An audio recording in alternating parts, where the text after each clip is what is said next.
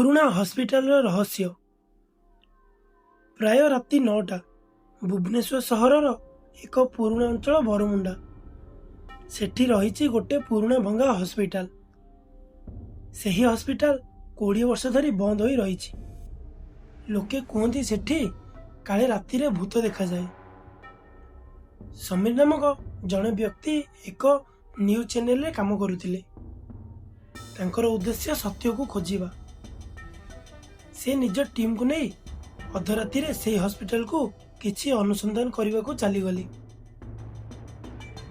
Cameraman Ranjan Sameer को पचारिला, समीर सतरे कौन तुम्हें यही जगह को जीव? समीर कहला, हाँ रंजन, लोके जो जगह को भय करती सेठी ही सत्य लुचि थाए। से माने गेट भांगी हॉस्पिटल भीतर को पशिले।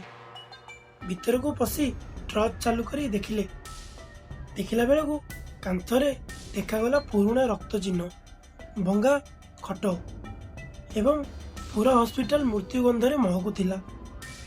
से माने अलगा होई किछि खोजी देखिबारे लागिले। 10 मिनिट पर समीर टीम रो जड़े व्यक्ति दीपू नामक चित्कार करिला, केउंठी अच्छ समीर? समीर यह शुणी दौड़ी आसी देखिला दीपू तले पड़िथिला ओ ता हाथ रे रक्तर चिन्ह। समीर पचारिला, दीपू कौन हैला? दीपू कहिला, केही मो हाथ धरी भिड़िबारे लागिला, किंतु देखिला बेलू केही नथिला। केवल टेबल उपरे गोटे रेजिस्टर खोला थिला। समीर सही रेजिस्टर नहीं पढ़िला। सही रेजिस्टर रे लेखा थिला डॉक्टर गोविंद राव नामक जड़े डॉक्टर सुसाइड करी मरी जाइथिले। समीर यह पढ़ी आश्चर्य हो गला।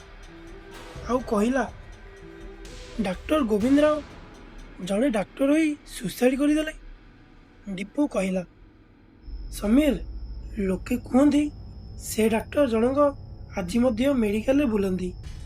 जो रोगी मरी जाए से तांको बंचाइबा को चेष्टा करती। से माने ऑपरेशन दिगड़ को चली गले। कबाट खोलिले भीतरटा गोटे भयंकर गंध और लुहार पड़िवार शब्द शुभिला।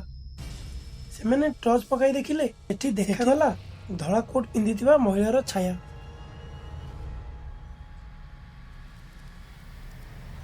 समीर कहिला, किए सेठी अछ? किंतु किछि उत्तर मिलला नहीं। से माने आगो को गले। सही समय पछरु कबाटटा जोर बंद हो गला। लाइट लिभिगला। कैमेरा ऑफ हो गला। अंधार मध्यरु कहार शब्द आसिला, तुमे मोर रोगी की?